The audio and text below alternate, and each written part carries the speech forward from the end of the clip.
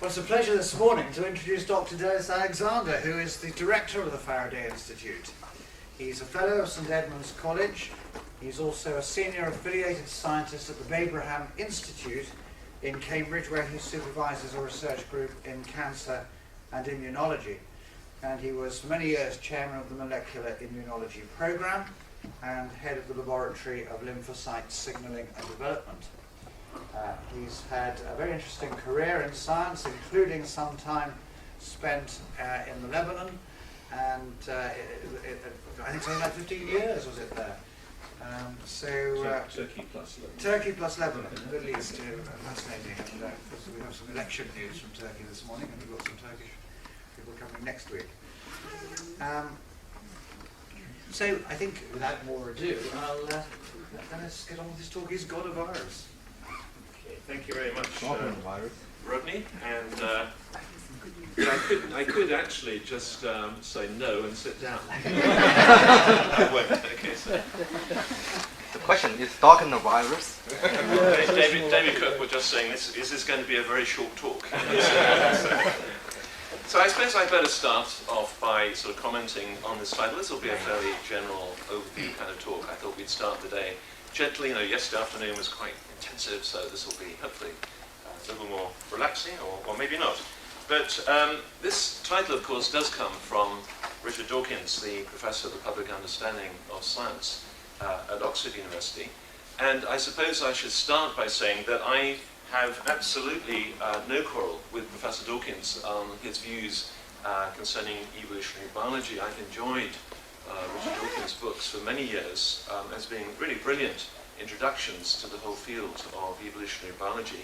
I mean, obviously, from that perspective, they're coming from a particular gene-angled perspective, which is useful and which is valid. And so, if you want to read one of his books on that particular area, the one I recommend actually is called The Ancestor's Tale, which came out 2 years ago, and really is, I would say, a very good introduction to evolution. So let me emphasize by giving this title and by saying what I'm going to say, that I don't have any quarrel with Dawkins on that particular issue.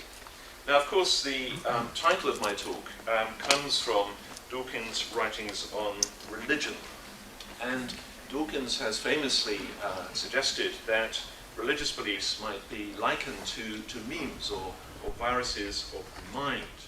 And indeed, he's come out with some quite strong comments about this. He's likened this to exposing children to viral infections of religion, which are a form of child abuse.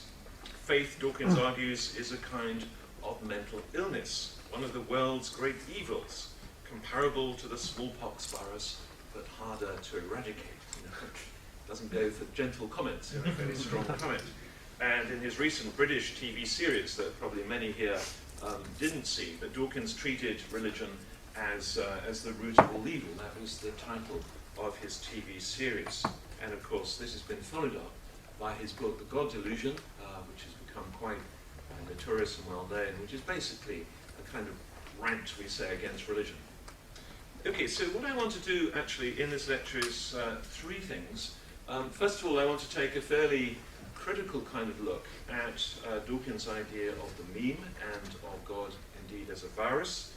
And then I want us to think more broadly about the field of cognitive psychology, which that's related to, and its relationship to religious belief and to ethics. Then I want to go on and discuss a model which will be probably familiar to you, illustrating how different beliefs may be related to each other, and indeed contrasting that with the way in which Dawkins views the relationship between science and religion. And then I want us thirdly to do a bit of a sociological analysis of the role of religion and whether it actually whether there's any support for the idea that religion is the root of all evil. So that's where we're going to go this morning. Now, the first question, and if you've read any of Dawkins' books, you'll be familiar with his idea of the meme, which is an old idea. He introduced it way back in the mid-70s with his very first book. People don't believe in God, says Dawkins, because the intellectual case for such belief is compelling. They do so because their minds have been infested with a highly contagious and highly adaptive God meme. And so they're the innocent victims, unsuspecting victims of this malignant virus of the mind. And this is what Dawkins wrote about the meme in his book, The Selfish Gene, way back in 1976. Just as genes propagate themselves in the gene pool by leaping from body to body via sperm or eggs, so memes propagate themselves in the meme pool by leaping from brain to brain by a process which, in the broad sense of the term, can be called imitation. So that's his definition of the meme, and to the present day, Dawkins continues to defend this particular metaphor. Now, I want to suggest there are quite a few problems with this meme concept. The first point we notice, that is, as a metaphor, it really serves no useful function in strictly scientific terms. Anyone here who's a scientist knows that scientific discourse is full of metaphors. If we gave up the use of our metaphors, then our laboratories would become very silent places. We have black holes, and we have superstrings we've thought about, we have selfish genes, we have positive selection. You could make a list of hundreds, probably thousands, of different metaphors that are used in scientific discourse. And the point about these kind of metaphors is that they do real work in the discourse of science. I mean, a black hole really does refer to something. There are black holes. They exist. They can be described. And so, that, if you like, there's a substrate for black holes. And we could say the same, well, I don't know about superstrings. There's a discussion back from yesterday, but certainly selfish genes exist as a metaphor and so forth. But we notice that these kind of metaphors are thrown up spontaneously by the scientific community. You don't really come and force them upon the scientific community. And if you've read the book Breaking the Spell by the philosopher Dan Dennett, he actually has a whole appendix defending the idea of the use of memes as a metaphor. And I always think that's a bad sign, that scientists will adopt new metaphors as they find them useful. You don't really need to defend a metaphor. If you do, that's a pretty bad sign. It can't be a very useful metaphor if you end up having to defend it. Now, in my experience, I think most scientists think that the idea of memes is fairly vacuous, actually. And one reason is that we have plenty of words that do the same job as meme quite well already. They're not particular technical words. I'm just taking a few examples from Dan Dennett's appendix, actually, from his book, Breaking the Spell. We have words like customs and hummable tunes. People who go around the house always humming the latest tune. Drive you mad, that's what I do. Wearing your baseball cap backwards. I mean, that's one of Dan Dennett's examples, which is not actually a meme which has got very popular yet in this country, but maybe it will. But the point is here that those kinds of words do the job that Dawkins is suggesting for a meme. So really, why do we need that kind of word anyway? We all know what a habit is. We all know how we can pick up various things from other people. I actually think probably the reason is rhetorical. The word meme sounds more scientific. It sounds like gene, but in reality what we're talking about here is learned customs and habits and things like that, which actually have mode of transmission which is very different from that of genes. And I've always found it rather curious that a passionate Darwinian like Dawkins would actually choose what is a very Lamarckian mode of inheritance. I'll leave that for the biologist here to think about. But I think we come across the same kind of problem when we start talking about religion or God as a virus, as a metaphor. The reason for that is that we know a lot about how viruses get inside cells. We know how HIV, for example, infects cells. Here it is, it comes along and it recognizes a receptor on the surface of white blood cells, the T cells called CD4, and in that way it enters the cell and transmits its information into the genome of that particular cell. And this is a nice pretty picture which came out in Nature a few months ago, which is simply looking at the 3D structure of the bound form of HIV. In other words, we know a lot about the molecular detail of how viruses get into cells, how they do the job of killing those cells and infecting them, and so on. So, and really, when you start thinking about metaphors, the point about a metaphor, it's supposed to have something similar to do with, in this case, viruses. And the problem, of course, is that there really isn't any similarity between the way people adopt their beliefs and that kind of a process, the sort of viral kind of process. For example, I've got plenty of atheist friends who, after a long period of thought and intellectual inquiry and reading and so forth, they decided to commit themselves to a particular religion later on in life. And they did that after a process of real thought and intellectual inquiry. And I also know quite a lot of people who've made the opposite pilgrimage. They had perhaps a religious upbringing, and later on, or early on, they decided to become an atheist. And so you get this, traffic of people going in different directions all the time. But when I think about what happens when people do that, it's just nothing like viral infection. It doesn't have any similarity at all to that kind of process. So it's a bit like comparing apples and oranges. There is no similarity. So I'm afraid to conclude that this sort of enthusiasm that Dawkins has for that kind of metaphor simply comes from its rhetorical use as a way of attacking religion. It's not really founded on a solid basis, but actually is a rhetorical device, and that's how it's used, of course, in his writings, this sort of evil virus of religion. Now, there's one point further I would like to point out about memes, and that is, when you think about it, if they really infected brains like viruses, then we would have no valid beliefs left at all, indeed, including scientific beliefs. If a God meme is transmitted like a virus, then presumably an atheist meme can be transmitted equally effectively, and it's even possible that believing in memes as a valid metaphor for the transmission of beliefs in meme, can be transmitted equally effectively. In other words, the justification for beliefs as a form of rational inquiry is actually completely destroyed if you really took that whole idea of memes seriously. I'm not suggesting that Dawkins actually goes that far down that pathway, but if you actually think about it, that's the kind of thing that you have. It's a bit like those computer viruses that struck, I think it was about 5 years ago, a horrible virus that if it got into your PC, it made all the words on the screen sort of drop to the bottom of the screen, if you remember that one. And in a sense, if you think about beliefs, if they were simply like viral memes, they do the same kind of thing. They would subvert all forms of rational inquiry, and you really wouldn't have any sort of rational thought left at all. Now, I want to sort of use those fairly obvious points maybe as a way of introduction to a more serious study of the mind in the context of the acquisition of ethical and religious beliefs. And I hope in a way that Dawkins' exaggerated claims on these topics won't lead people to taking up the opposite extreme of thinking that the investigation of the mind and the brain has nothing at all to say about these matters. That would be also a mistake. And I'm afraid that that happens when you make an extreme statement, then people say, oh, we shouldn't do the investigation of this kind of thing at all, and that would be a great pity. So I think we just want to spend a few minutes on the more serious study of religion, particularly as it relates to the mind.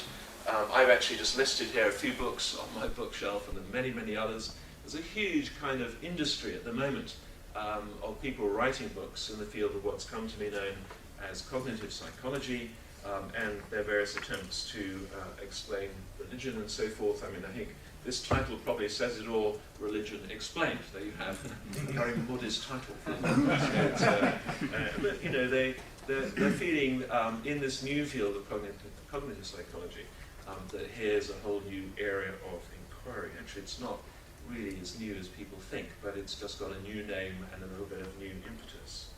And the idea here, of course, is to think about the origins of mind and morality and religion, particularly from a Darwinian perspective.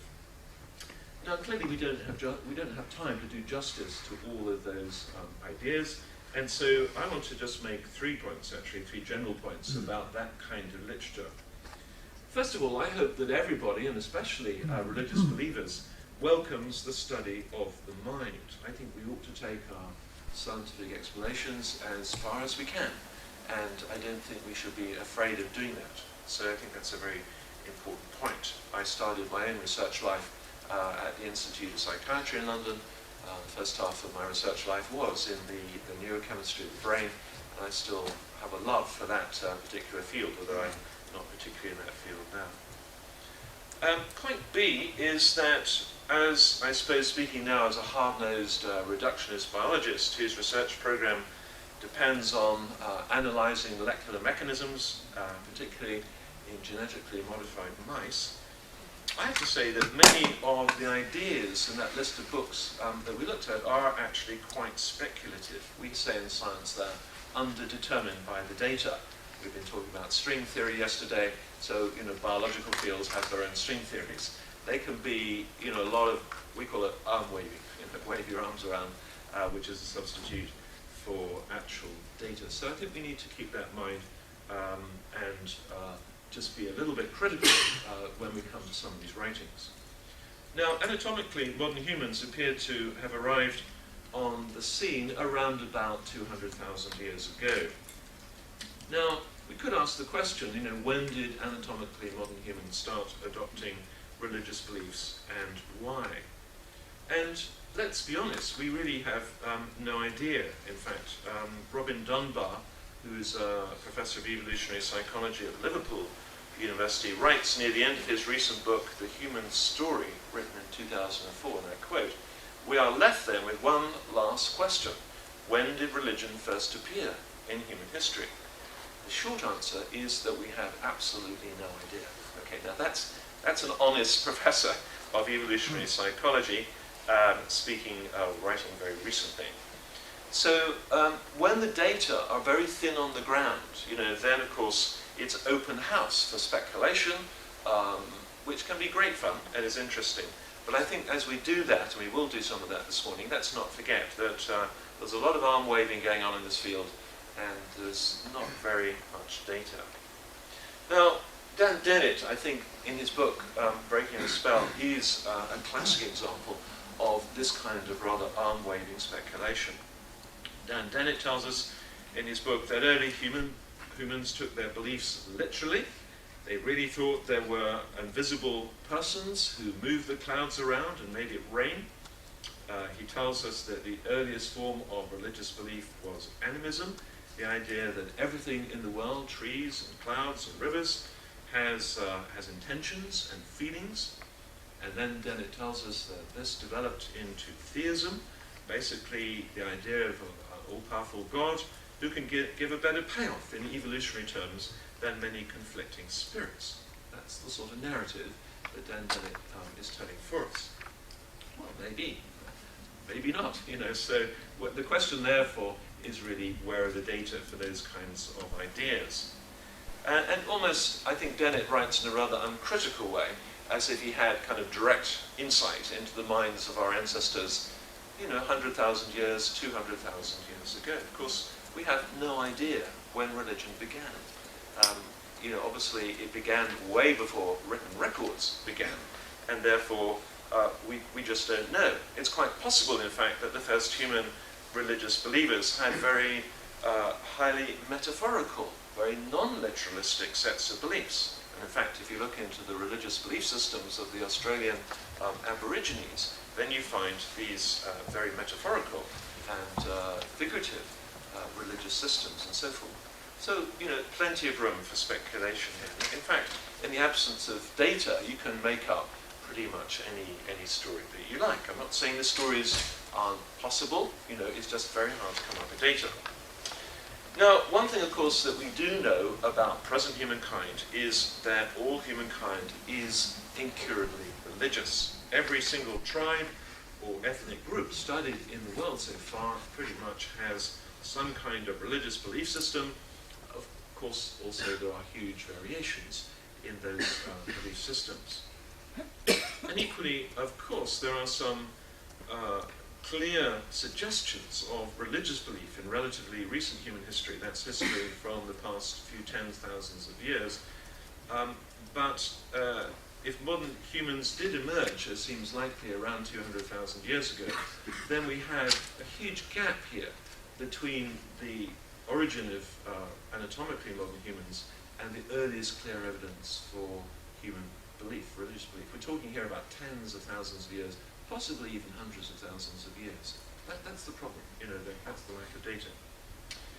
Now, the earliest clear evidence, I suppose, we have for a possibility of religious belief comes from deliberate human burials which come from two sites in which the skeletons of Cro-Magnon people have been discovered, at two rather famous locations. One is now in the Czech Republic, dating from, they're both actually from the Czech Republic, dating from about 25,000 years ago. There's the famous Sungir site in Russia, where there are several burials, in fact, that dates from about 22,000 years ago. The burials include the skeletons of these two famous children placed head to head. One was covered in about 5,000 beads, which strongly suggested they were part of the clothing in which the child had been buried.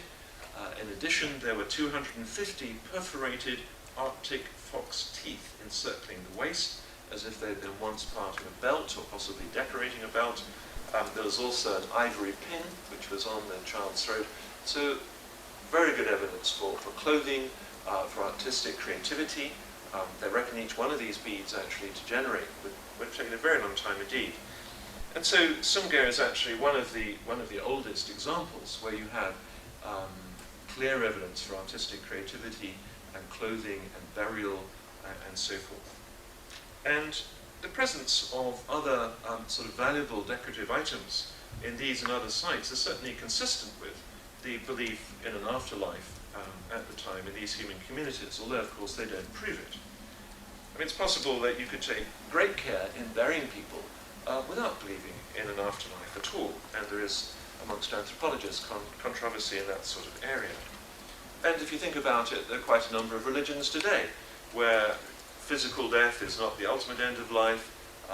You don't bury bodies, for example. In Hinduism, you would normally cremate a body, and so forth. So, you know, the relationship between burial and religious belief is a complex one today, and it's complex today. It's quite likely it's quite complex 22,000 years ago. Now, the other kinds of discoveries, of course, which point possibly to early religious belief are things like early cave art. There are about 150 caves which contain prehistoric art, mainly across southern Europe. The oldest is in the Chauvet cave in the Ardèche Valley in France, dated to about 31,000 years ago.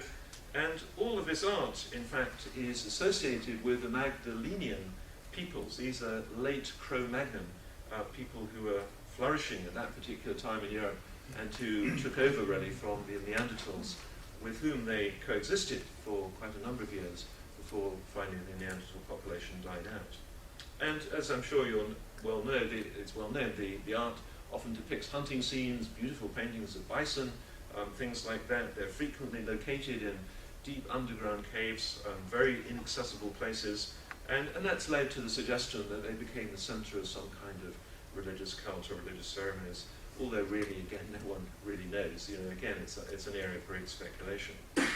The other area of speculation arises from these early figurines, the so-called Venus figurines, artifacts dating, in this case, especially over the range of 28,000 to 21,000 years ago. And some people have thought they might display religious beliefs, that the sort of early goddess figures might be, you know, early goddesses of some kind.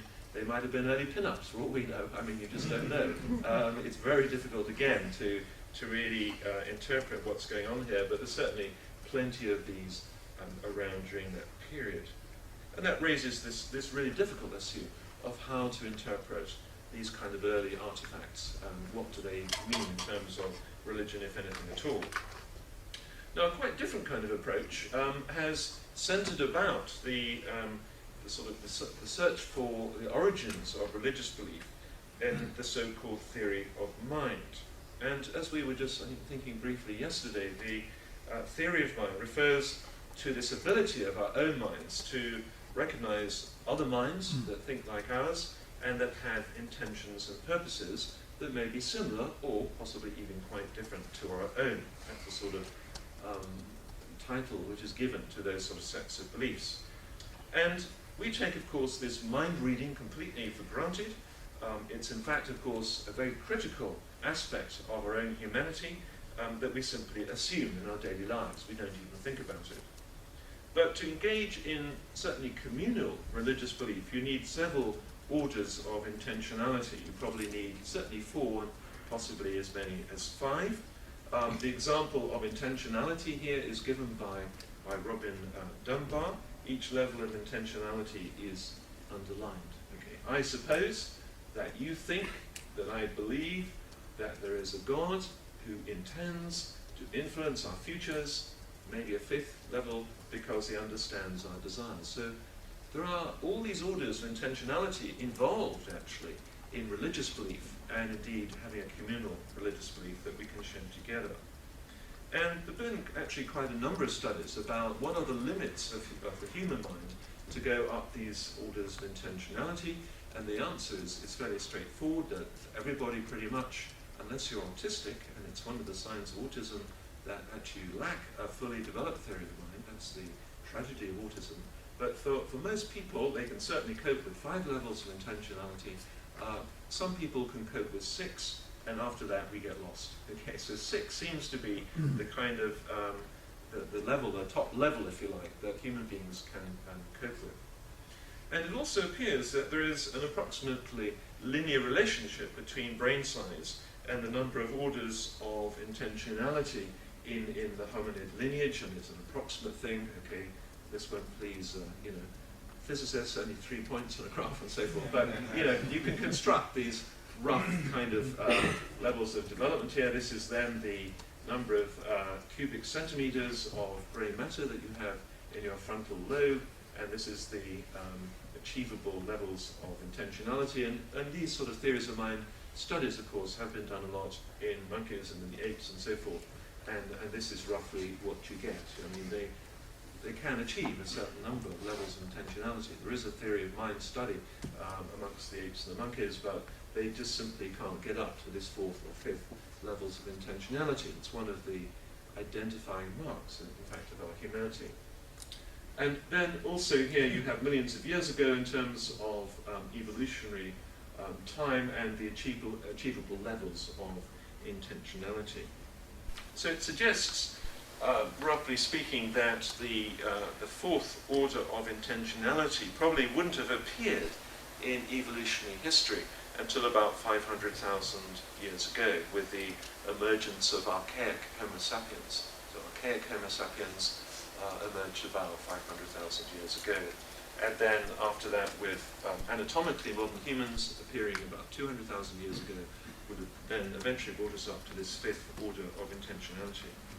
So the idea here then, this sort of cognitive psychology study, is that this is necessary but not sufficient for the emergence of religious beliefs, particularly those involving community. Now, let's just imagine for a moment that we did in fact have a very complete account in our hands as to how religious beliefs first emerged. Would that in itself help in justifying a particular religious belief, or even the validity of religion in general? I suggest not. I suggest not. And that really brings me to my point C about the scientific study of religion and the mind, that in fact the outcome of the current controversies in the field of the scientific study of religion really doesn't make any difference to our own rational assessment of current religious beliefs. And I'll just take one example here. This is from a book by David Sloan Wilson. He's argued in his book Darwin's Cathedral, he's argued in fact for group selection, which is not a very popular idea in the field of evolutionary biology, and certainly I think most biologists, of whom Dawkins is one, argue against the role of religion in group selection. In fact, Dawkins would maintain that religion is maladaptive. It doesn't help you really in for adaptive purposes. No, actually, I think the jury is still out. It's still an interesting discussion, and given our ignorance about the origins of religion, it's difficult really to know how the matter is going to be finally resolved.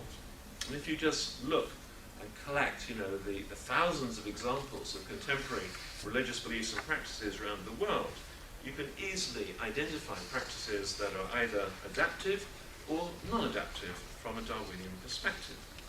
You can easily do that job. And that's all very interesting, but does the outcome of that inquiry really affect our current rational assessment of religious belief? I don't think so. I actually don't think that it does. So that really brings then to the second main topic for this morning, which is in practice, how the different disciplines go about the process of justifying their beliefs. And we already began to get into this really on Saturday. But I want to contrast this now, particularly with Dawkins' way of trying to relate science and religion together. I want to suggest that Dawkins' writings on this particular topic really display significant misunderstandings concerning the scope of science in relation to religious belief. For example, Dawkins writes that I pay religions the compliment of regarding them as scientific theories, and I see God as a competing explanation for facts about the universe and life. And then on page 50 of The God Delusion we have, and I quote, "Now I shall suggest that the existence of God is a scientific hypothesis, like any other."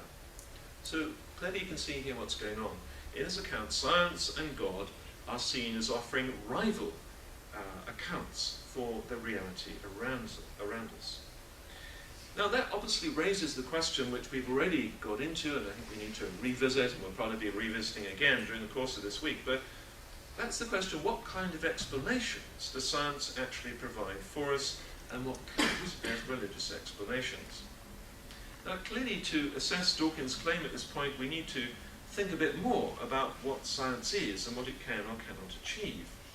And I think it was Alan Paget on Saturday who was pointing out that everybody, actually it's quite difficult to define science in different cultures, because even the word itself in German and in French means a little bit different from its meaning in English. And so I'm going to just simply define what I think it means in terms of contemporary modern science in the English language. And here we have a kind of definition which says that science is an organized endeavor to explain the properties of the physical world by means of empirically testable theories constructed by a research community trained in specialized techniques. Okay, now, I don't think that's a perfect definition, but I think you'll find that encompasses a lot of what science does at the moment.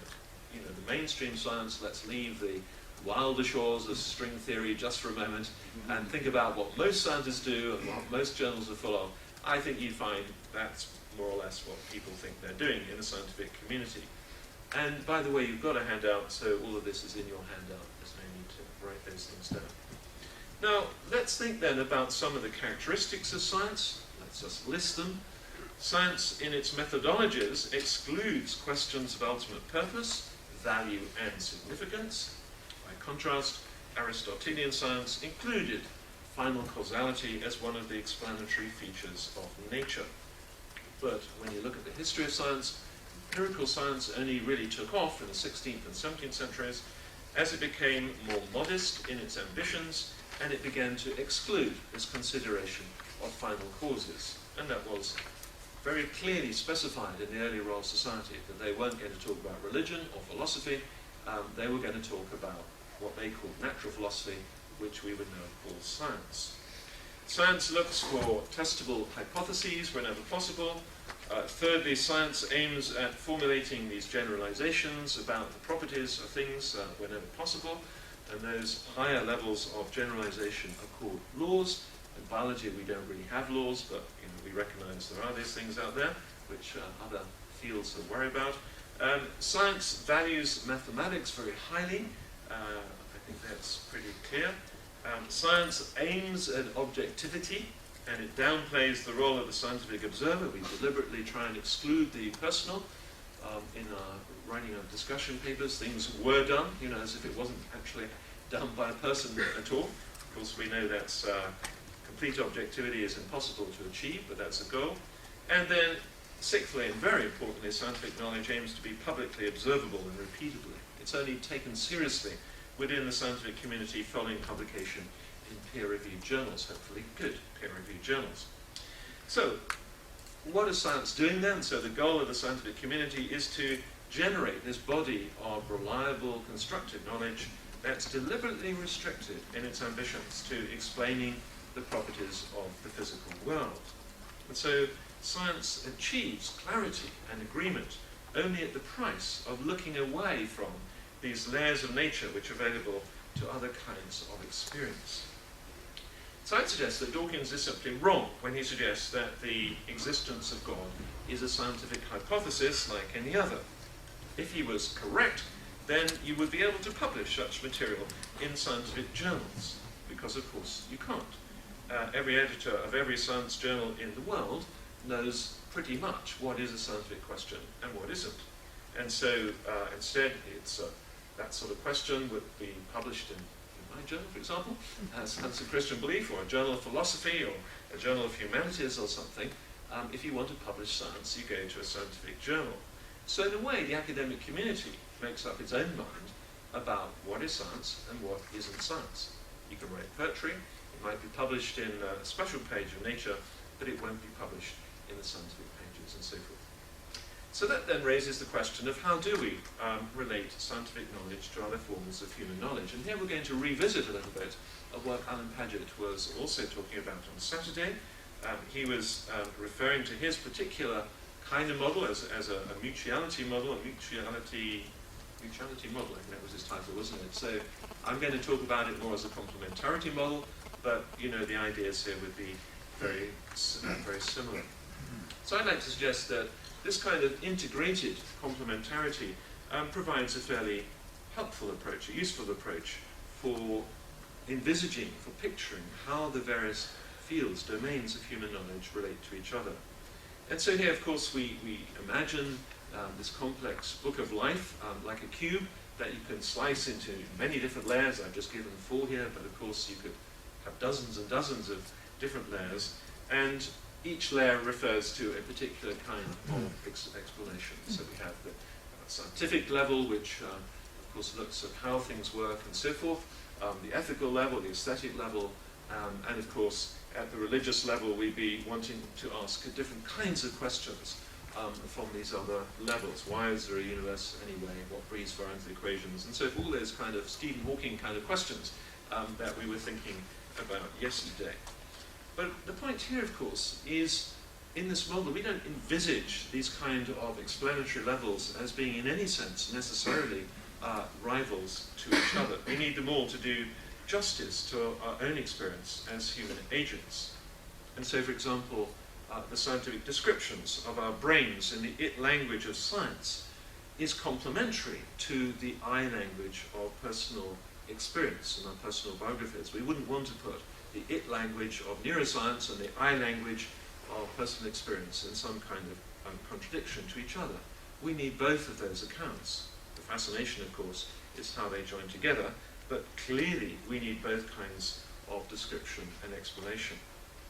And so, of course, science then is not going to decide as about a whole range of very fascinating and interesting and important human activities, whether they be in literature or the arts, poetry, or whatever it might be.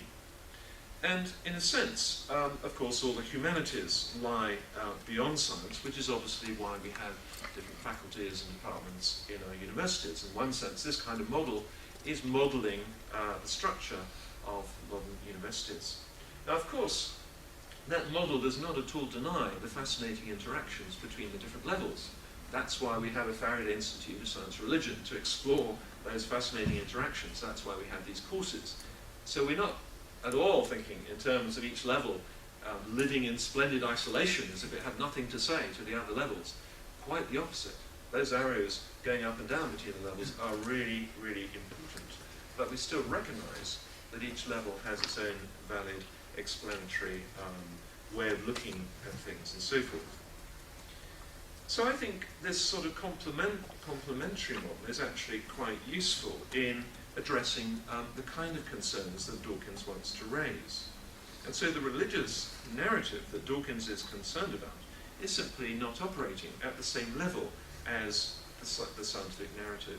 It's answering different kinds of questions about the world and so forth. And so I'd like to suggest that Dawkins' view simply represents a misunderstanding about what science is, what it does, about its scope, and trying to put it in a combative mode with religious levels of explanation is simply a kind of category mistake. It's a category kind of error. And of course that's why religious faith likewise needn't be in any kind of tension with the idea of God as creator and so forth. In other words, the idea of God as creator and Darwinian evolution can simply be viewed as different complementary levels of explanation in trying to understand this complex thing that we call biological diversity. Creation is a theological concept, it's not a scientific concept. Either the universe has an author or it doesn't. And so the evolutionary process is then simply a description of the way in which God has chosen to bring biological diversity into being, including, of course, ourselves. But the complementary model also, I think, is helpful in helping us to see why Dawkins, in this case, and theists alike are equally hostile to arguments that depend on a God of the gaps idea of God's interaction in the world. This, of course, is the suggestion that God is particularly located in those arenas of our present scientific ignorance. And people have already started using, I noticed, the term God of the gaps without necessarily defining what that term really means. But that's what it means. So the argument there, which has a very long history in the history of relationship between science and religion, is here we have a gap, here we have a mystery, the origin of life, whatever it might be, and so we somehow locate God, our belief in God, in a particular way in that area of the gap in our scientific knowledge.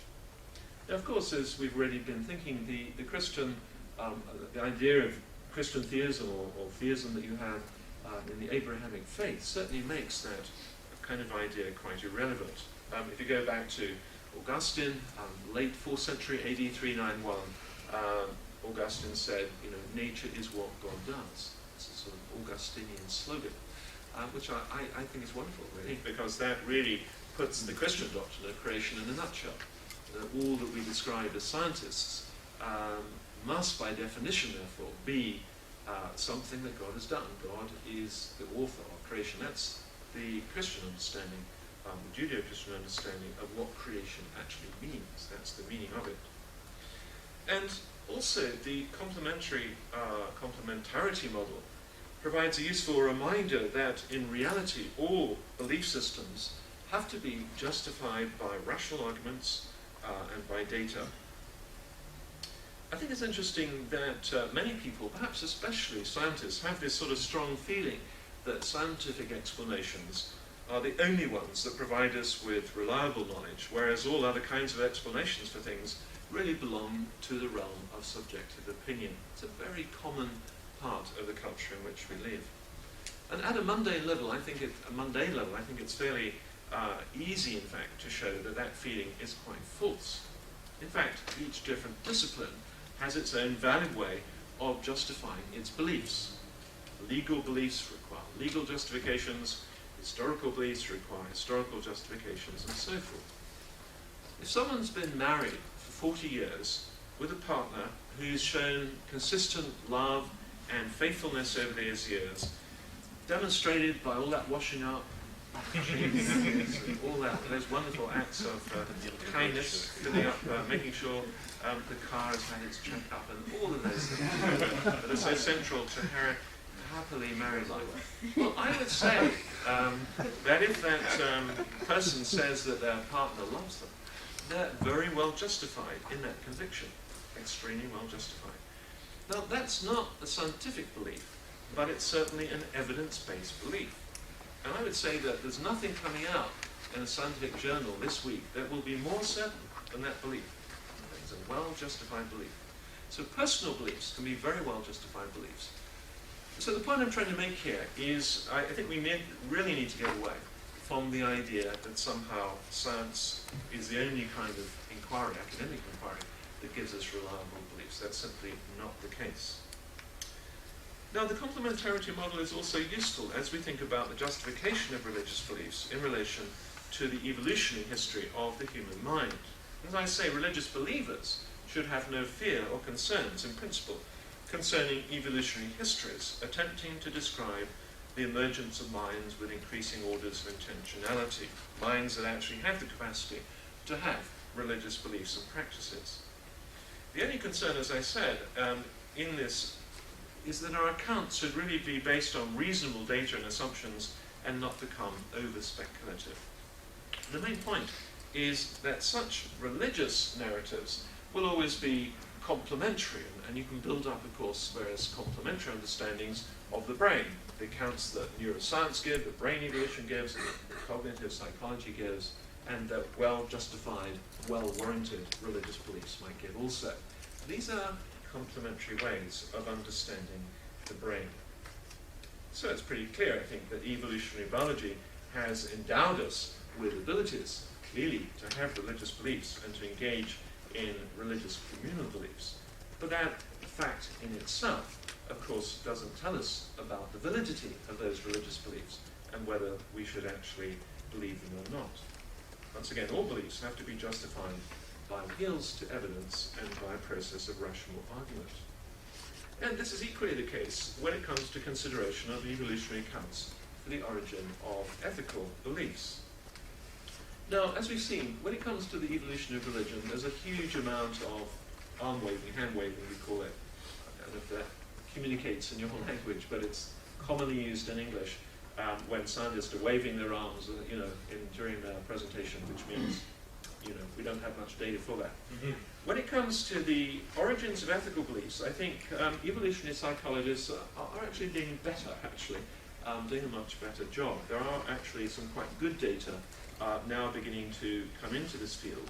And I just want to give you one example of that, this book by Mark Hauser from Harvard, a book called The Moral Mind, Moral Minds, that came out last year, which has, I think, some very interesting ideas. And so Hauser is suggesting that just as Chomsky and Pinker after him have proposed a kind of language module in our brains, which enables us to learn language at a certain key stage in our development, so we also possess a morality acquisition module, which does an analogous job.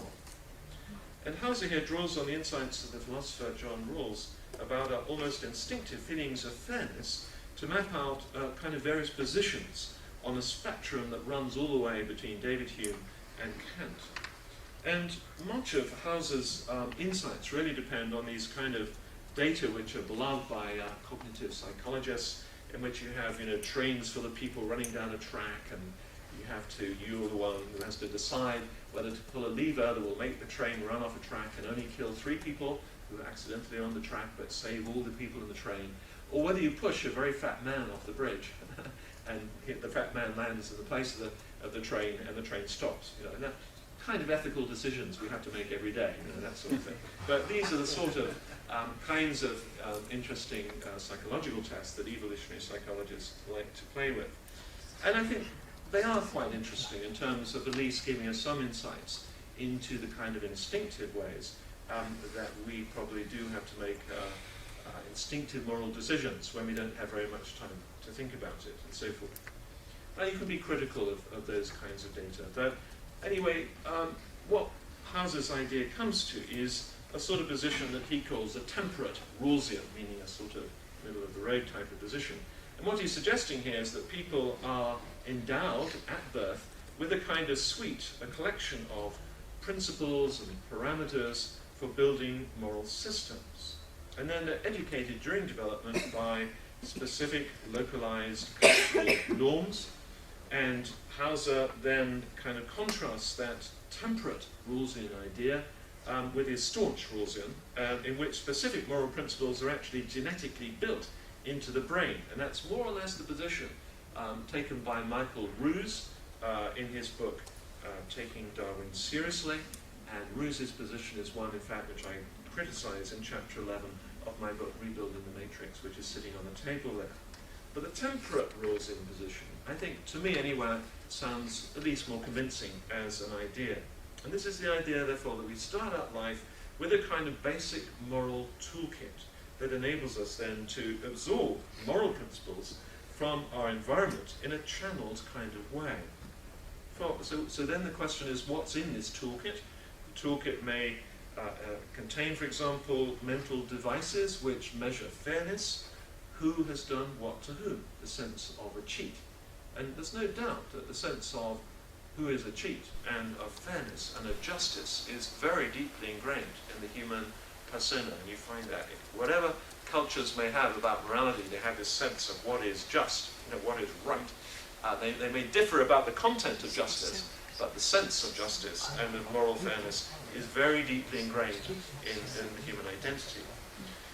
So that's the sort of idea then that evolutionary psychologists are coming up with. And it's interesting, of course, that someone like Mark, who is an atheist, would clearly identify that morality acquisition module with humankind. It's something not possessed by our closest genetic relatives. Now, of course, that kind of account has a very long way to establish its full scientific credentials. Cognitive psychology is a rapidly expanding field. I would say its theories are running quite well ahead of its data. But I think this kind of account provides an interesting example of the way that several complementary types of explanation can all help in our understanding of what is involved in making ethical decisions. So we have the account then, as I say, of evolutionary biology. How did our brains evolve into the kinds of brains that generate minds with their fifth order of intentionality that actually makes ethics and religion feasible? We have this embryonic account provided by cognitive psychology, in the evolutionary emergence of the human mind, the development of a toolkit that facilitates the learning of morality. And then we have the language and concepts of religious belief: love your neighbor as yourself, do unto others as you would that others do unto you, love the Lord your God with all your heart, mind and soul. And it's difficult, I think, why anybody would want to suggest that any of these levels of human existence and being are in any sense rivals to each other. Far from being a virus, an alien invader to human personhood, it seems to me that religious belief is actually as natural to human existence as the air that we breathe. And that's indeed, of course, why religion is a universal phenomenon. And so, fascinatingly, when we actually get to the academic study of the brain and evolutionary psychology and the origins of morality, we don't see a virus at all. We don't see the metaphor for a virus. We see actually accounts which are highly consistent with the justification for religious beliefs. Now, finally and briefly, I just want to now tackle the third main topic in this context of is God a virus? And that's Dawkins' claim that religion is in fact sociologically the root of all evil. And I just want us to think a little bit how that stands up to careful sociological analysis. I'm a scientist, he's someone who's making a claim about sociology and about history, and that religion is invariably bad for society and individuals. Well, that happens to be an empirical question. You can measure it, so let's do that. And of course, here's our little quote again. Maybe we don't have it, but faith, says Dawkins, is a kind of mental illness, one of the world's great evils, comparable to smallpox virus, but harder to eradicate. That's an empirical claim. Okay, so you have to be careful about empirical claims because they can be tested. Okay, so a few general points then about that claim. Well, obviously, first of all, we have to say there is no such thing as religion, as if it were a monolithic entity. When Dawkins is talking about religion, he often uses a sort of big R, as if there was just one thing called religion right across the world. And of course, we know that's not the case. There are thousands and thousands of different religious beliefs. We're talking here about something really quite complex. And what has frustrated academic commentators is the way in which Dawkins has adopted such an extreme position on a question which is actually quite complex. There are certainly plenty of religious beliefs I would not like to defend. I'm actually, like Dawkins, an atheist in response to much religious belief. And the problem with the term atheist, of course, is that it expresses disbelief in something. It's a negative philosophy rather than the kind of positive explanations that we used to in our scientific discourse. In fact, Christians in the 2nd century were accused of being atheists because they didn't worship the Roman emperor. So Christians can be atheists in relation to disbelief in something else, in this case the Roman emperor. I mean, I'm interested in reading, the teachings of Jesus and the life of Jesus. He was very anti-religious in some ways, actually. And so he was critical of people who just had religion as an outward practice without an inward change of the heart and so forth. And so religion is a very complex kind of thing, and therefore we have to bear that in mind. Now, Western commentators writing within societies in which religious belief is a matter of personal choice can also easily forget that this sort of luxury is really not the case in many countries of the world. I mean, there are many countries of the world, I've lived in some of them, where you have your religion stamped in your identity card. There might be people here from countries where that is the case. And this indeed stamps your religion as your cultural identity. It really has nothing to do with whether you personally practice that religion or not.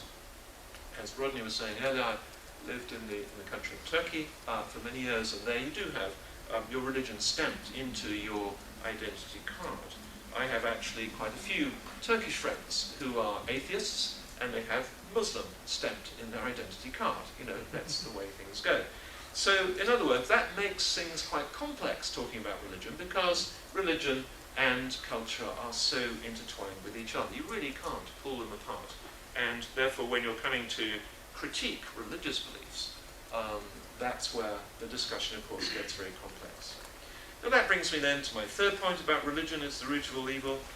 Dawkins spends pages, in fact, to the God delusion, trying to persuade us that whilst religious people do evil things out of religious motivations, this, of course, is not the case with atheists like Stalin, whose atheism is simply coincidental to their acts of evil.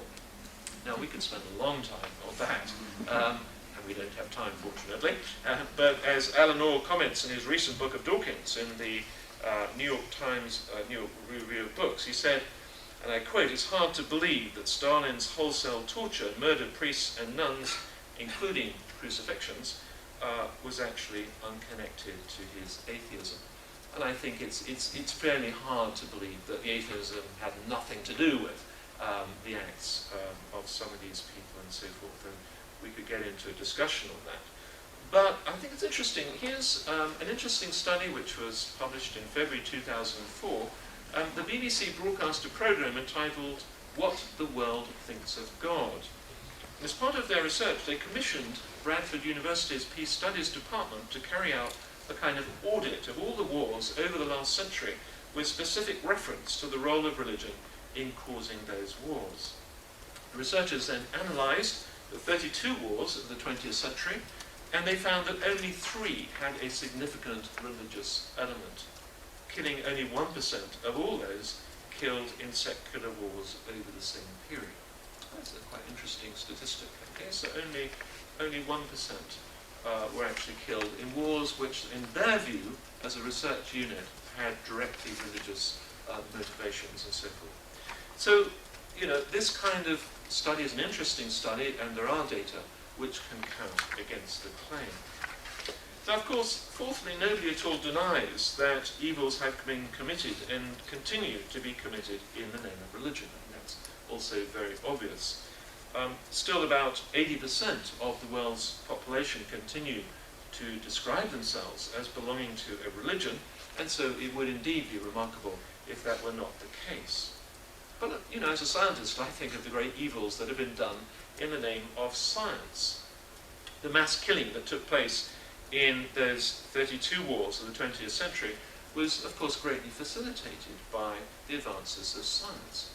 E equals mc squared. You start theoretical, you end up killing a lot of people.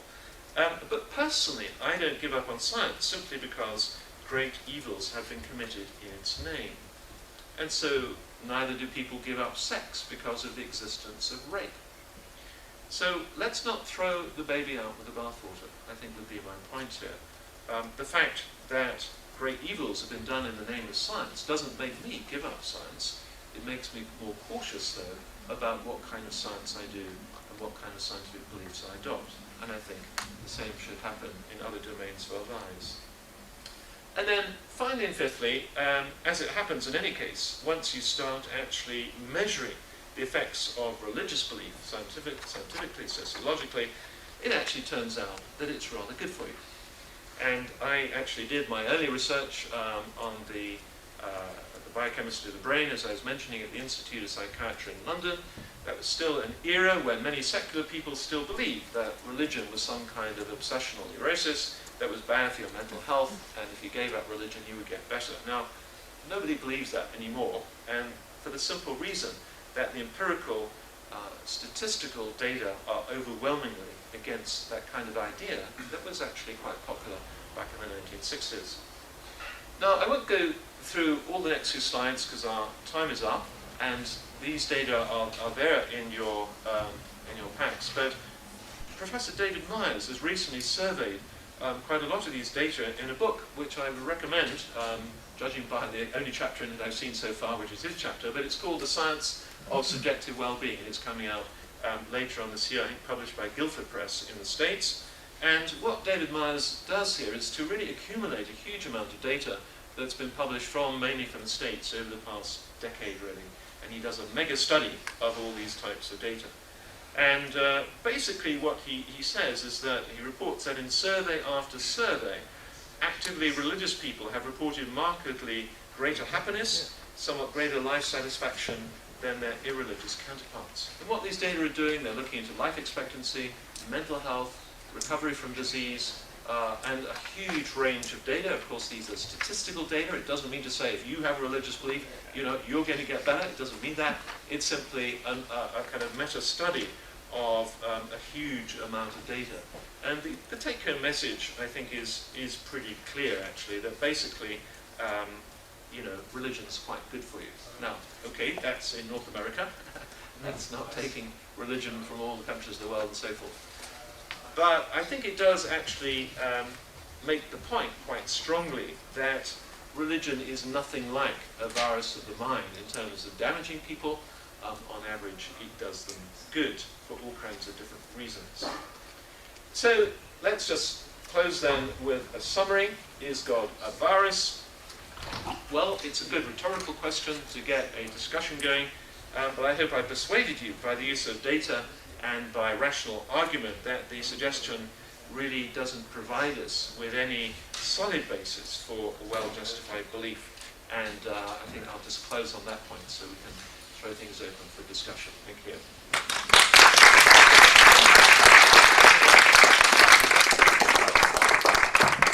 So who would like to ask a question?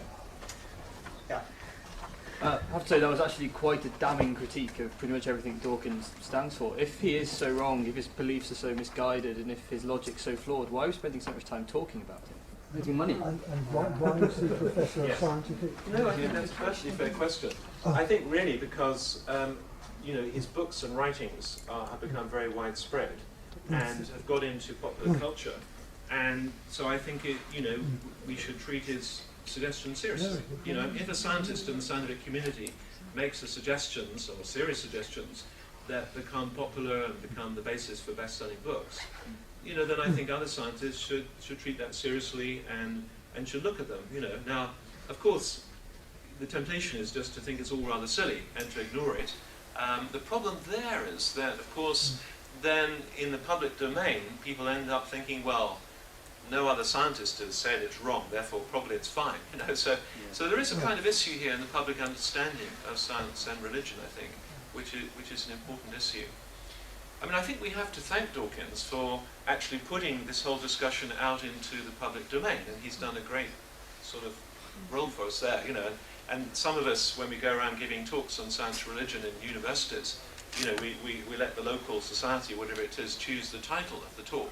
And they very often want to put Dawkins in the title. They say, if you put Dawkins in the title, you get twice as many people coming to the lecture. And that's absolutely true. I mean, so I've noticed that even when I've been over in the States and Canada, even on the west coast of Canada, where I was a couple of months ago, they wanted to put Dawkins in the title. They said, I'll get more people along, So, and it's true, loads of people came. So I suppose you could say that's a valuable role in putting a discussion out in the public domain.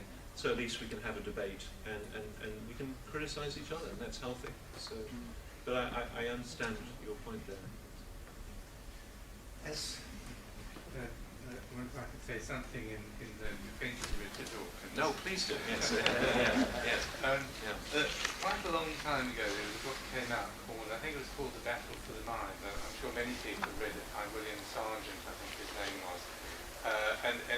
He went into lots of sort of religious cults and described how these various cults would virtually brainwash their followers. And certainly, I think there are sections, even for instance in the very fundamentalist parts of the Christian Church, which do probably behave in a way that might be the origins of Dawkins' concept of the mean. And I've written a short program here, which this is the sort of fundamentalist approach to evangelism. It starts off, you're a condemned sinner. In order to be saved, you must believe in the Lord and be baptized. The baptism bit's not directly relevant here, but they always tuck in the next line of code, which is you must witness. As soon as you've been saved, you must witness. And so you've built a sort of a loop into the program there. And then finally, by the way, if you become apostate, that's absolutely unforgivable, and we'll hate you, and God will hate you, and you'll burn in hell. So those sort of short lines of code, I think, probably sort of fit in with Dawkins' idea of a mean. Yes, I mean, I think one can make those very valid points, and, you know, as I said, I disbelieve in a lot of religion, so I'm an atheist in regard to a lot of religions, and I think one should be very critical of a wide range of religious practices and whatever. Okay, so whether a meme, I think you're right, that his idea probably comes from those more extreme views on religion. And what was very striking, I have to say this for the TV programs that came out last year on religion as the root of all evil. I mean, basically what Dawkins did was to go around every extreme religious view which was available. And the schools make great television. You know, here's another nutter. You know, here's another religious nutter. Let's listen to them. You know, and so you can easily build up a picture there that all religion is extreme. Now, clearly, it's not that that's not true. It's just that it's a very unbalanced picture of the whole truth. And I think this is where it becomes very unscientific. I mean, what we hope scientists would do in any field, really, is to go out and look at the exceptions, to look at the different kinds of data, weigh them up, you know, and come to sort of some general conclusion, you know. But so what Dawkins does is to take this rather extreme pole and say that's all religion, you know. It's not that it's not true, you know, definitely that exists, you're absolutely right. But, you know, it's simply a rather unbalanced, I think, picture of the whole scene. But I'm glad you brought that up. But it's interesting, actually, you know, people make these analogies about what happens in religious communities. And I always think, you know, the scientific community, we do exactly the same, you know. So we have a community where we have certain beliefs, we come to those beliefs, we defend them passionately, we go out and witness to our beliefs, and we call them scientific conferences. That's what we witness. And we tell people about beliefs, we stand up at the front, we try and persuade people that actually our particular model is the case, and we have a discussion. So it's interesting that all, you know, one sometimes isolates religious communities as if they're the only people who do that kind of thing. Well, not really, you know, not really. And look at business communities, whoa. I think actually, in some ways too, Richard Dawkins does the reverse. Anyone who's actually moderately sensible, who's a religious believer, you know, somehow has betrayed the cause. You know, he's a traitor to the religion. He's not a true believer. That's right. You know. True believers ought to be fundamentalists or whatever, somehow he seems to say. So, I mean, it's very interesting. The back of God Delusion, it's got a help thing, you know, like you get in your evangelistic tract, you know, follow up. Here we are, and here are the addresses if you want to become an atheist, and you can sign up on this website and become an atheist today. You probably get a free book, I don't know, but it's very much patterned on exactly what you just said from the reverse. So opposite poles, often look very similar, actually. You know, so. yes. Well, just to illustrate that point, actually, not so long ago I saw on a sort of movie by a very convinced atheist who absolutely completely agreed. The Americans, the audience will know this, the Southern Baptist Church. You know, this what's he called? God Hates Fags. Westboro. Yeah, that's well, and actually, he completely agreed with these nutters who go to funerals to spit on people who go there to mourn. And actually, these atheists completely agree with him, because you can only be a good Christian if you do that, you know, which just is the point, actually. That's also this sort of... Actually, and saying that all religion is evil because you have some nuts, is saying, like, all fruit is, you know, is horrible because you have some rotten fruit. Thank you for that analogy, I should remember. James. Because we don't know much about Richard Dawkins, his upbringing. We don't know anything about his background, which I have no knowledge about that. I think any witness as of a science or sort of even in religion, he himself need to be examined. So is his upbringing or his childhood has some kind of sore spot, so that whenever someone touches that point and he becomes very irrational. Yes, I mean, I likewise don't know very much about his own background, and it probably wouldn't be appropriate even to think about that. But I don't think there's any particular reason why that one can see easily why he would become a very vocal, strong atheist. Now, in some cases there are. I mean, I have very strong atheist friends who had a very bad experience in some religious environment when they were young and all that kind of thing. You know, you could sort of see, wow, if you had that experience, then I might become an atheist too. You know, so you can really identify with that. I don't think that's the case with Richard Dawkins, actually, and so I, you know, when you next meet him, just ask him. But nonetheless, I think it's kind of radical, though maybe kind of silly, and why should we be talking about it? I think if you took the implications of his beliefs to their consequences, I mean, religion is evil because it's like a virus. Well, what do you want to do with the virus? Eradicate it. And religious people have a mental illness. What would you want to do with people who have a mental illness? You put them in an institution or something, right? And there were some societies historically that tried to mute religion. I mean, it was part of their, political policy to be officially atheistic, and the potentially horrific consequences of that. So, it's not like it hasn't been a problem historically. So I mean, I would be curious. I'd love to ask him, well, based on your beliefs, Mr. Dawkins, what do you think should be the actions that flow from that? I think practice in China. Yeah. Well, yeah. Still see it. Well, there's a book coming out actually by John Cornwell, who's local here in Cambridge, coming out in September, that will bring out many of those points actually. And the last time, as John says, that this kind of language was used was in Nazi Germany, actually. When you actually look at the historical texts and you compare some of the phrases that are being used, that actually is the case. So this is what his book is going to be about. I think it'll create quite a stir, actually. So I think there is a danger here. I think you're right, and we need to take that seriously. I'm glad we consider it inconceivable in this room, but the fact that it's happened historically in certain societies is a little frightening to me. Yeah, thank you for that. Yes, sorry.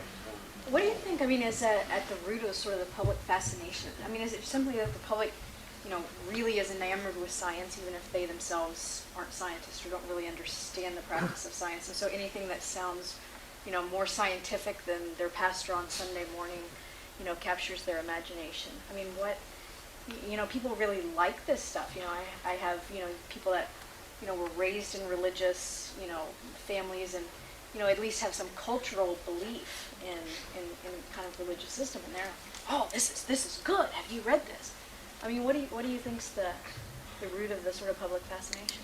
Well, I think actually a lot of it is driven at the moment by North American politics, if I can say.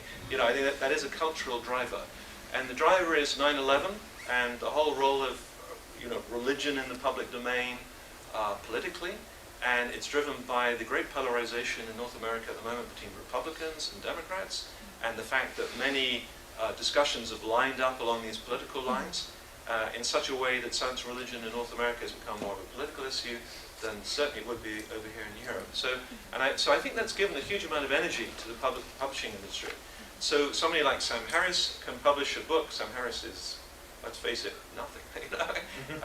He has no academic credentials at all to write a serious book, but has written a book which is very widely selling in the States because it's riding on the back of this polarization and this feeling of the small number of atheists in North America that somehow, the religious right is taking over, and we're going to have soon mullahs ruling America, and you get all this emotional language going on and so forth. So I think the Dawkins book, the Dawkins book, God Delusion, was very much written for the American market, actually. And you can tell because even some of the spellings of the words in the English edition, American, I spotted that. But, that's where the really big sales have been. It's a huge market. So that's giving a huge amount of energy. It's like a thunderstorm, you need energy to make a thunderstorm go. You need to get hotter and hotter and hotter, then you get the rain.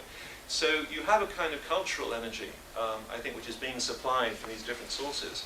I actually don't think that these books by Sam Harris and Richard Dawkins would have sold nearly so many copies, let's say, 10 years ago, you know, or maybe not in 10 years' time. It's just they've riding the crest of the wave of where religion has become a very emotional thing politically and for all these other reasons that we know about. Okay, so it's riding into that crest, I think, and I think that's why people, you know, especially maybe in the States right now, are kind of getting into that stuff, you know, because it's so much in the cultural air, you know.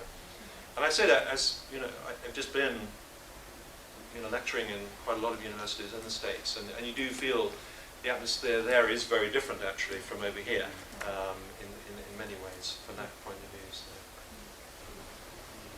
Interesting point. Yes.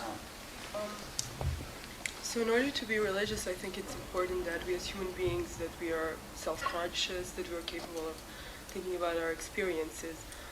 So I was just wondering how much does science know about how it is that we become self-conscious, about self-consciousness and consciousness. How do we explain it? Yeah. And Well, do we have an explanation for it? well, the short answer is definitely no. I mean, you know, that nobody understands consciousness. Okay. And there's a huge number of books been coming out in the past decade, you know, like Consciousness Explained. You know, that sort of title is a bit like Religion Explained. They definitely do not explain consciousness. There's a huge interest in that in the area of philosophy and so on. So since we don't really understand consciousness now, with our own, you know, we can go around and look at each other's brains, clearly it's therefore impossible that we would understand at the moment, you know, the emergence of consciousness. Because we don't understand it now. So that would be the short answer. Having said that, I mean, clearly there are artifacts by conscious agents that we can look at, and those sort of things we looked at, you know, cave art, we looked at burials, things like that, you know. So there are artifacts that must have been done by conscious agents, clearly, you know, that here are people who are making 5,000 beads, you know, to put on somebody before their burial. Here we clearly have conscious agents. So we met them, we could have a talk and discussion if we managed to translate Cro-Magnon into English or Serbian. So therefore, clearly, so I think that's, you know, so we can look at that point. We can also look at brain size, and clearly there is a relationship between brain size and consciousness, particularly the frontal lobes and so forth. So, and there's been a very dramatic increase in brain size over the past 500,000 million years or so of evolution. And the curve really goes up very dramatically when you look at it. So now, clearly that would be necessary but not sufficient for consciousness. I think one would have to say that. So in other words, there are various scientific approaches to look at that kind of problem. But it's probably an emerging thing. You see, I mean, we tend to think of consciousness, you either have it or you don't, you know. But I would certainly see consciousness as an emergent phenomena, and I would see it as emerging during primate evolution. You know, I think that primates have a certain degree of consciousness and a certain degree of awareness. So it depends then, of course, then you get down to how do you define consciousness? Do you call it a theory of mind? Do you have to have a theory of mind? I think certainly you have to have a theory of mind to have consciousness, awareness of other minds and so forth. And there are measurements that you can do, you know, with monkeys and apes to find out how much they're aware of other minds. And there are certain types of monkey that, you know, will recognize themselves in a mirror, and there are others that won't, and so forth. You can measure mirror neurons in the brains of certain monkeys. These are the neurons that light up when when they see another monkey doing something they're not doing themselves. Okay, so they're aware their neuron lights up for that particular action that the other monkey is doing. They're called mirror neurons because they're mirroring what another individual is doing from their species. So these are all, you know, I mean, it's a very big discussion and very fascinating one. And these are all part of that answer to your question, I think. You know, they're all involved in trying to answer that question. But I think it'll go on for decades and decades. You know, that's a big question. I mean, the problem in consciousness is it's very easy to measure what goes on in people's brains when they're thinking and so on. That's an easy thing, you know, with brain imaging. That's called the easy problem in the field. The difficult problem is what is consciousness and how do we understand that? It's much harder. Yeah. There is another version of memes in evolutionary psychology which has a completely different meaning than the one that Richard Dawkins uses. where it's more like different stages of evolution in worldview and in sort of general psychological properties, where it's supposed to be well empirically based, but I have only read the popular science versions of it, where they describe that in general, in the sort of broad terms, humans develop between different stages in a fairly structured order. It's typically the same sort of patterns that you follow, especially as a sort of society. I don't know if you heard anything about it. I'm not familiar with the use of meme in that context. I mean, my attitude towards metaphors is let's use any metaphor we like if it's useful. If it does work, let's use it. I have nothing against the use of metaphors. As I say, my lab would be a very quiet place if we stopped using metaphors. So if evolutionary psychologists find that a useful metaphor to do work in their discussion, and it's really doing serious work, well, let's use it. But I'm not so familiar. I think Dawkins' use of meme and so forth in this context has been maybe so dominant in general culture. It is maybe a bit unfortunate, yeah.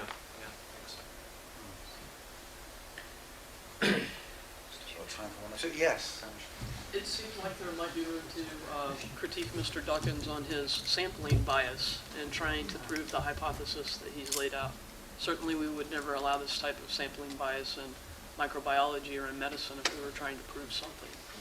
It seems like your case control study of only 1% of wars over the past 20th century have been linked to three initiations linked to religion. That seems a much more stable proposition than the one that religious extremism, sampling bias, leads to all evil. Thank you. Yes, I have to say I absolutely agree. I think this is a real serious problem. But I think it's the force of the media, and I'm sure I can just guess what happened with these TV programs. The producer came along, and actually I happen to know that there were quite a lot of sane, sensible people who were interviewed for that particular TV series, and they were eliminated from the program. They weren't even, they didn't use that film. Okay. So the producer has, what happens in television all the time, as we all know, is the producer has a text. He has a program, he knows what sort of program he wants to make. He wants to make a very extreme program, he wants to have one message, he'll cut out everything else. And so even though they actually filmed for that program, a lot of quite sane and sensible people, they didn't appear. They were cut, So I think they had the Bishop of Oxford, didn't they? Well, the Bishop of Oxford was there. It was very interesting. So the Bishop of Oxford is a very sane and sensible person, and actually is a friend of Richard Dawkins, as it happens. In fact, they've even done some lectures together and so forth. But so the Bishop of Oxford, was making some sensible points along the lines that you said.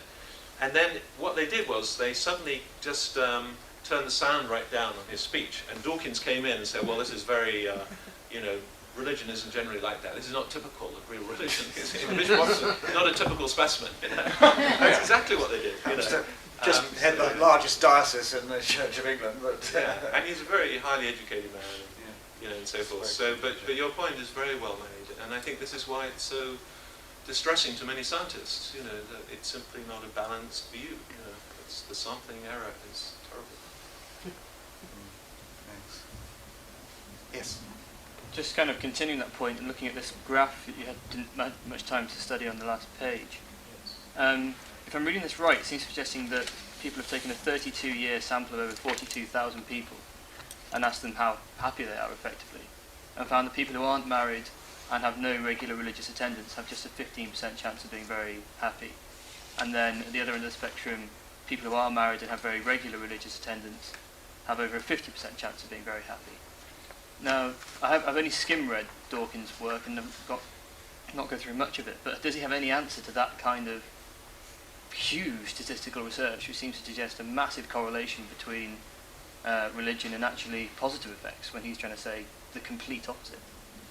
Yeah, I think Dawkins will come back. I will play the role of Dawkins here, and he'll come back and say, yeah, well, religion is comforting. Religion is very comforting for you. It's like your comfort blanket, and so if you believe in a Father in the sky, this is going to be very comforting for you, and therefore you'll feel happier, and so in that sense, that'll be good for you, you know. And so I think, and I've heard him say, that's why I'm doing the Dawkins bit here, but you know, that's where he would sort of back off on that, you see. So actually, I think if you press him, he will accept, you know, that actually those sort of data are there, you know, but then he'll go off to talk about the extremes and, you know, the cults and, I don't know, any bad religious example that happens to be around in the paper that day, which I'm sure you'll find, you know, so I think that's probably the line he would take on that. And indeed, I mean, David Myers, I mean, his chapter, and actually has a lot more writings on this area, as many others do. You know, once you say religion is good for you in terms of a sociologist, then you can start saying, well, you know, then you start saying why. You know, you can break it down into lots of things. You've got community, you've got support, you've got counselling, you know, you've got a lot of things there. Fine, you know, it's good. We need community. We are social beings. So it's not. So those kind of data, I would not use as in support of the truth of a particular religious belief. I don't think they do that. And secondly, I think they would be composed, as David Myers would certainly say, of many, many different components, actually. Many different components. And so that's important to point out. So I think the only role for that data that I would say is that it excludes the idea that religion is bad for everybody and it's evil. That's clearly not the case. Now, on the other side, then you can discuss what it does, you know, but I think that's for me, it's his only role it does, actually, is just to exclude that is not a very sensible idea. So I wouldn't personally want to claim any more for those kind of data than that kind of thing. So. Okay, well, it's approaching coffee time, so I think maybe we'll stop at that point.